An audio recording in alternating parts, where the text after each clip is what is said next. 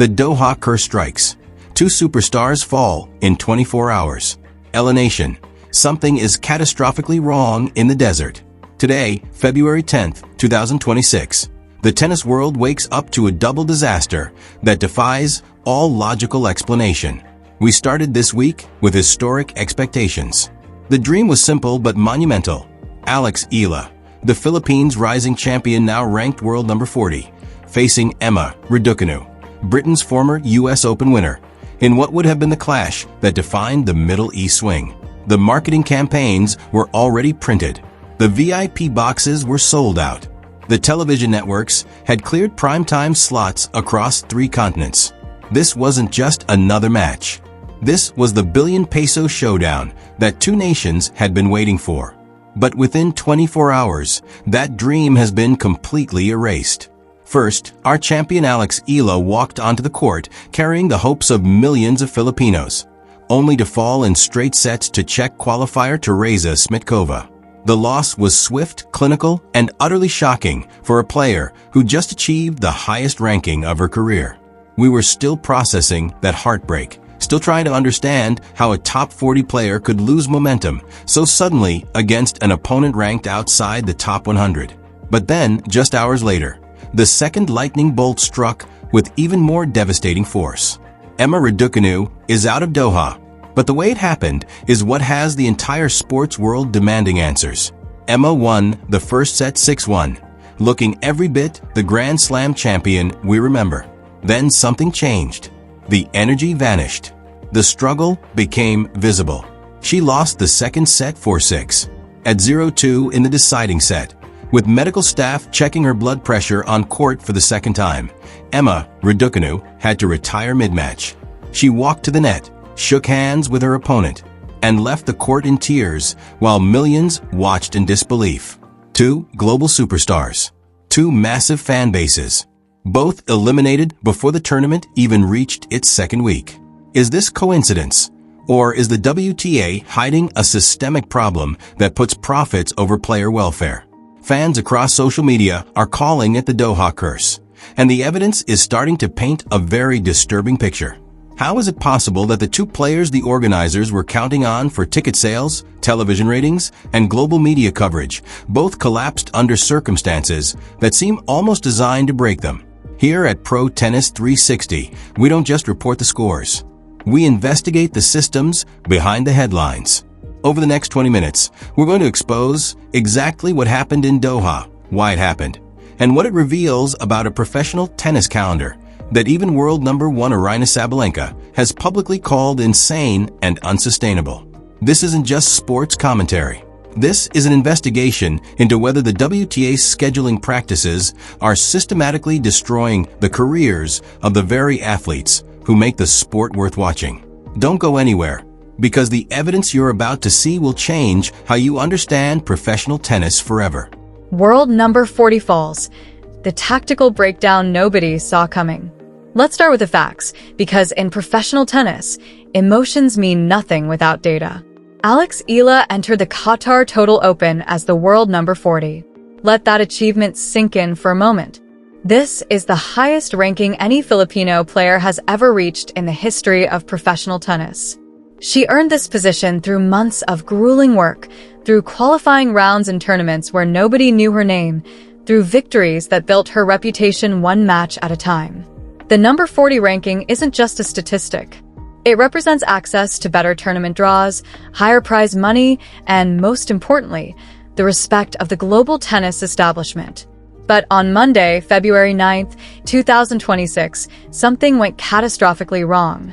Alex faced Tereza Smitkova, a Czech player ranked 139 in the world. On paper, this should have been a routine victory for someone of Alex's caliber. The odds makers had Alex as the heavy favorite. The Philippine media had already started writing headlines about her inevitable march toward a showdown with Emma Raducanu. But from the first game, something was off.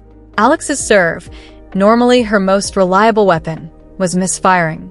Her movement on court looked labored, almost heavy. The explosive speed that had carried her through Abu Dhabi just days earlier seemed to have vanished into the desert heat. Smitkova won in straight sets. The final score was 6-4, 6-3. For 90 minutes, the world watched as Alex struggled to find any rhythm, any momentum, any version of the player who had just reached the quarterfinals of the Abu Dhabi Open less than a week ago. The statistics tell the story that the highlight reels won't show. Alex's first serve percentage dropped to just 58%, well below her season average. She won only 42% of points on her second serve, essentially giving Smitkova free opportunities to attack. The Czech player, to her credit, executed her game plan perfectly. But the question that nobody in the tennis media is asking loudly enough is this: why was Alex Eala, at the peak of her career, physically unable to compete at the level her ranking suggests she should? The answer isn't complicated, but it requires us to look beyond the scoreboard.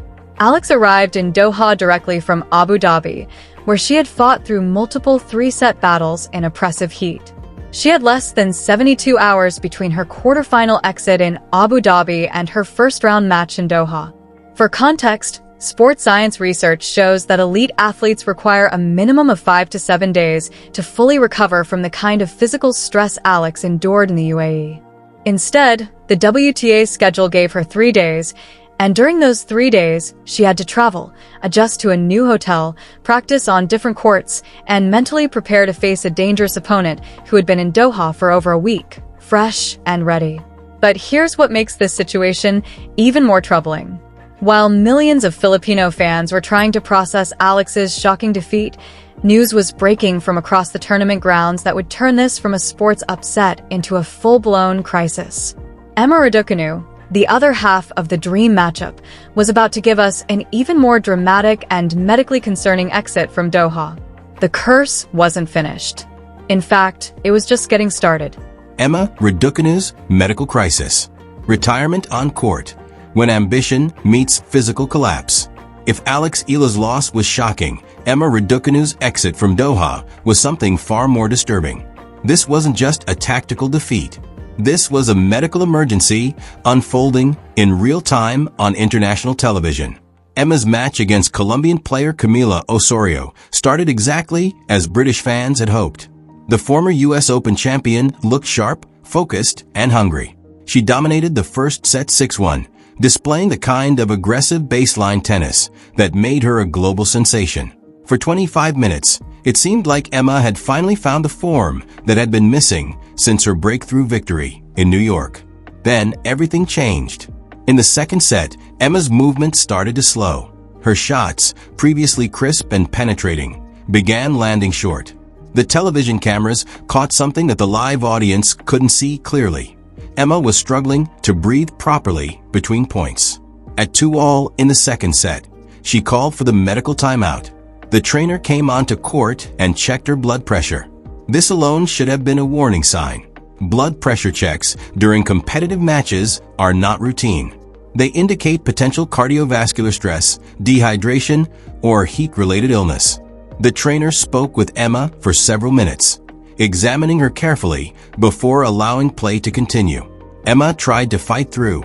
She's a champion, and champions don't quit easily. But her body was sending signals that her mind refused to accept. She lost the second set 4-6, and you could see the concern growing on her coaching team's faces in the player box. At the changeover before the third set, Emma sat with her head down, towel over her face, clearly in distress. When play resumed, she managed to win just 4 points before calling the medical timeout again.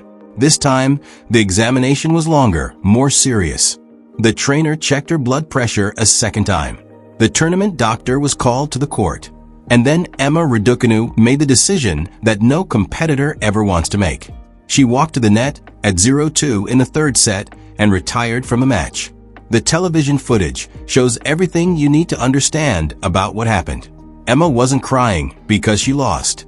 She was crying because her body had betrayed her ambition. As she left the court, millions of fans in the United Kingdom and around the world were asking the same question. How did we get here?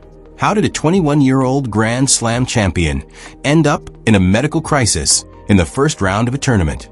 The answers are not comfortable, and they point directly at a system that treats elite athletes like revenue-generating machines rather than human beings with physical limits. What makes Emma's situation even more troubling is the timeline leading up to this collapse.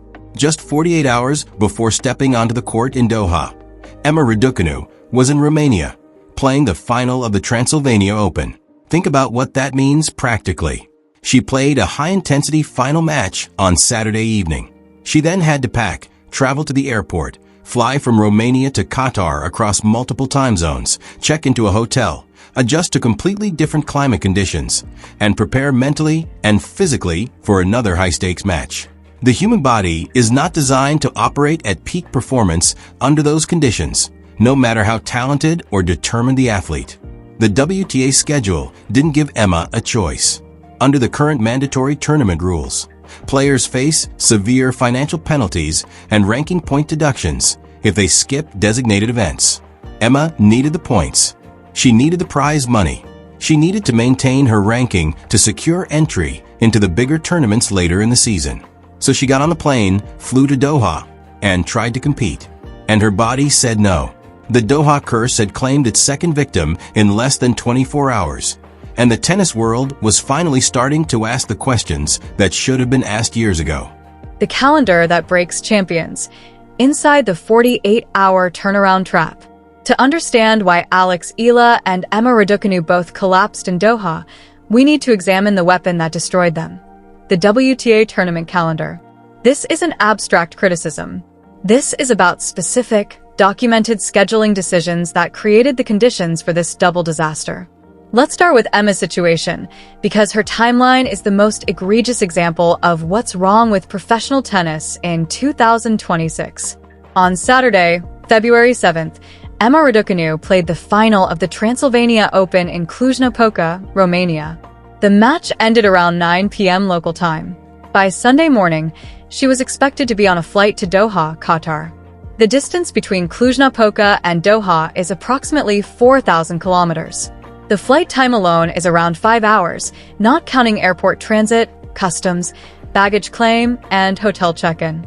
Emma landed in Doha on Sunday evening, meaning she had less than 48 hours between the end of her final in Romania and her scheduled first-round match in Qatar on Tuesday afternoon. Sports physiologists have studied recovery timelines for elite athletes extensively. The consensus is clear. After a competitive match that lasts more than 2 hours, the body requires a minimum of 72 hours to restore muscle glycogen levels, reduce inflammation, and return cardiovascular systems to baseline function. Emma was given 48 hours, and during those 48 hours, she wasn't resting in a recovery facility. She was traveling across time zones, dealing with jet lag, adjusting to Doha's humid desert climate, which is drastically different from Romania's February weather, and trying to mentally prepare for another match against a dangerous opponent. But here's the detail that proves this wasn't just bad luck or poor planning on Emma's part. The WTA knew exactly when Emma would be arriving in Doha. The tournament organizers knew she would be coming off a final in Romania with minimal recovery time. And instead of scheduling her match for later in the week to give her body a chance to adapt, they put her in the Tuesday session, essentially forcing her to compete while still physically compromised. Why? Because Emma Raducanu is a massive television draw. The broadcasters wanted her on screen as early as possible. The ticket sales depended on her name being in the draw for multiple days. The commercial interests of the tournament took priority over the medical welfare of the athlete. Sabalenka's position is particularly powerful because she's speaking from a position of professional security. She's already won multiple Grand Slam titles, earned millions in prize money, and secured her legacy as one of the era's dominant players. When she says the schedule is unsustainable, she's not protecting her own interests. She's warning younger players like Alex Eala about what awaits them if the system doesn't change. Sabalenka has the financial resources to pay the fines and the ranking cushion to absorb the point penalties. Most players don't. What makes these criticisms even more damaging to the WTA is that they're coming from players who have succeeded within the current system. These are complaints from struggling journeymen who couldn't compete at the highest level. These are warnings from champions who have won the biggest titles and understand professional tennis from the inside. When Djokovic talks about player exploitation, he does so as someone who has won 24 Grand Slam titles. When Sabalenka calls the schedule insane, She does so as the reigning Australian Open champion. Their success makes their criticisms impossible to dismiss. Other players are starting to speak up as well, though most are doing so more carefully to avoid antagonizing tournament directors and WTA officials who control their professional opportunities. Several top 50 players have given anonymous interviews to tennis journalists describing the physical toll of the mandatory tournament system. They talk about playing through injuries because they can't afford the financial penalties of withdrawal. They describe the psychological stress of knowing that their bodies need rest, but that resting will cost them hundreds of thousands of dollars. They explain how the clustered scheduling of WTA 1000 events creates impossible choices between immediate competition and long-term health. The sports medicine community is also beginning to weigh in. Doctors who work with professional tennis players are publishing research showing the correlation between compressed tournament schedules and injury rates. They're documenting how inadequate recovery time increases the risk of everything from muscle strains to cardiovascular stress. They're providing the scientific evidence that supports what players like Djokovic and Sabalenka have been saying for years. The current calendar is medically unsustainable. What we're witnessing is a rare moment of convergence. The fans are angry. The players are speaking out. The medical experts are providing evidence. The financial disaster in Doha has created an opportunity for meaningful reform, but only if the pressure continues. The WTA's historical pattern has been to wait out controversies until media attention fades and everyone moves on to the next tournament. The challenge for everyone pushing for change is to maintain the intensity, keep asking the hard questions, and refuse to let the conversation die until concrete reforms are implemented. Because if the Doha Curse doesn't force change, the next disaster is already being scheduled into next year's calendar. How to predict when elite performers will collapse under systemic pressure. If you had been paying attention to the right signals, you could have predicted the Doha disaster before it happened. This isn't hindsight bias. It's pattern recognition based on understanding how physical systems break down under accumulated stress. Here are the specific red flags that indicate when elite performers, whether in sports or business or any other high-pressure field, are approaching a breaking point. Watch for compressed timelines between high-intensity performances. When someone delivers a major presentation, completes a critical project, or competes in a championship match, their body and mind need recovery time. The specific duration varies, but sports science research suggests a minimum of 72 to 120 hours for full physical restoration after maximum effort. When you see timelines shorter than this, especially repeatedly, you're looking at accumulated debt that will eventually come due. Emma's 48 hours between Romania and Qatar was a flashing warning sign that should have been obvious to anyone paying attention. Look for mandatory compliance structures that prevent people from protecting themselves.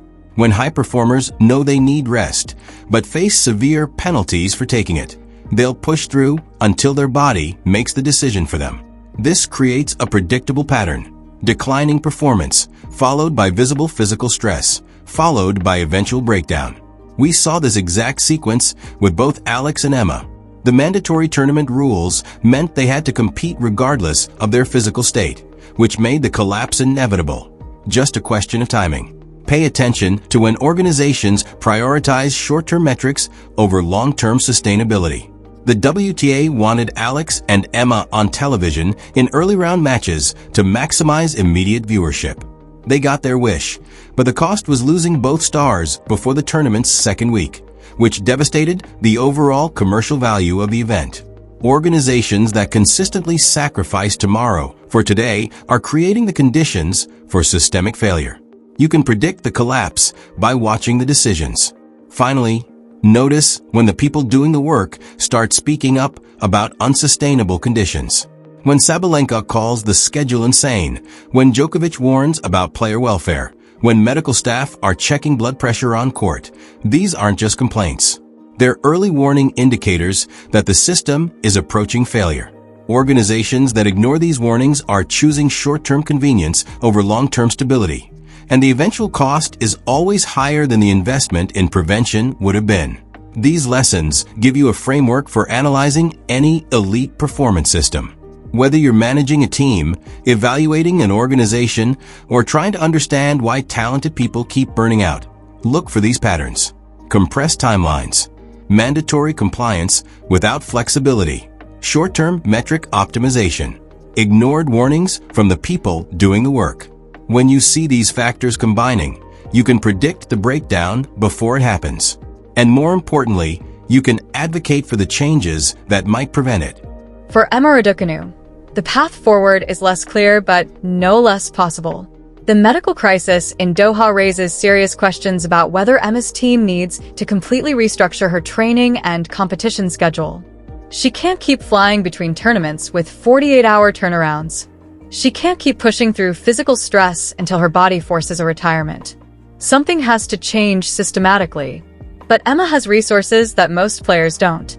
Her Grand Slam victory, her endorsement deals, and her global profile give her leverage to demand better conditions. She can hire the best sports scientists, the most experienced physiologists, the coaches who understand how to build sustainable excellence rather than short-term results. If she uses the Doha disaster as a wake-up call to completely rethink her approach, she could emerge stronger than ever. The broader lesson here is about perspective and patience. The tennis season is long. One tournament, even a disappointing mandatory event, doesn't define a career. Alex and Emma are both young enough and talented enough to have multiple championship opportunities ahead of them. The question isn't whether they'll have chances to succeed. The question is whether the system will give them the support they need to perform at their best when those chances arrive. And this is where you, the fans, the viewers, the people who make professional tennis commercially viable, have real power. The WTA ignored player welfare warnings for years because they faced no consequences for doing so. But the fan uprising we've seen in response to Doha, the social media campaigns, the demands for reform, the organized pressure, this is changing the calculation. When millions of people are watching, when journalists are investigating, when the story becomes about systemic exploitation rather than individual results, organizations have to respond. So here's what Pro Tennis 360 is committed to doing, and what we're asking you to join us in. We're going to follow Alex Eala's journey to Dubai and beyond with the same investigative intensity we brought to the Doha disaster. We're going to track whether the WTA makes any meaningful schedule reforms in response to this controversy. We're going to amplify player voices when they speak up about unsustainable conditions. We're going to provide the analysis and evidence that turns fan passion into organized pressure for change. If you want to be part of this ongoing investigation, if you want to see how the redemption story unfolds, if you want to stay informed about the real forces shaping professional tennis, subscribe to Pro Tennis 360 right now. Hit that subscribe button. Turn on notifications. Because Dubai starts in 5 days, and we're going to be there covering every match, every development, every sign of whether Alex can turn heartbreak into triumph. The Doha Curse was real. The systemic failures were exposed. The financial disaster was documented. But champions don't stay down. They analyze what went wrong. They demand better from the systems that govern them, and they return to competition with renewed purpose. Alex Eala is rising. Emma Raducanu has the resources to rebuild. And the fans who refuse to accept exploitation as the price of excellence are forcing the tennis world to finally confront its deepest institutional failures. Subscribe to Pro Tennis 360. The redemption arc starts now, and you don't want to miss a single moment of what comes next. Thank you for watching this investigation. Thank you for demanding more than just highlights and scores. Thank you for understanding that the real story is always deeper than the surface. We'll see you in Dubai, where champions prove that setbacks are just setups for comeback greatness.